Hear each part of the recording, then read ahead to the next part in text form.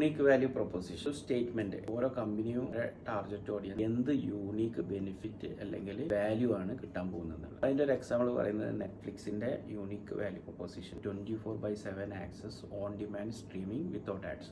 24 മണിക്കൂറും എല്ലാ ദിവസവും നമുക്ക് ഇഷ്ടമുള്ളപ്പോൾ കോണ്ടന്റ് കിട്ടണം, അതും പരസ്യമില്ലാതെ.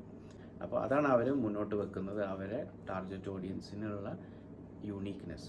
അപ്പോൾ ഈ യൂണീക്ക് വാല്യൂ പ്രൊപ്പോസിഷൻ ഇമ്പോർട്ടൻ്റ് എന്താണെന്ന് പറഞ്ഞു കഴിഞ്ഞാൽ നമ്മളെ കോമ്പറ്റീറ്ററിന് വ്യത്യസ്തമായ രീതിയിൽ നമ്മൾക്ക് നമ്മളെ പ്രൊഡക്റ്റിനും സർവീസിനെയും പ്രൊമോട്ട് ചെയ്യാൻ അല്ലെങ്കിൽ മാർക്കറ്റ് ചെയ്യാൻ കഴിഞ്ഞാലുള്ളൂ നമ്മളെ കസ്റ്റമറിന് നമ്മളോട് കൂടുതൽ ഇഷ്ടം വരാനും അതുപോലെ തന്നെ നമ്മളെ പ്രൊഡക്ട്സും അതുപോലെ തന്നെ സർവീസസും കൂടുതൽ ഉപയോഗിക്കാനും തോന്നുക.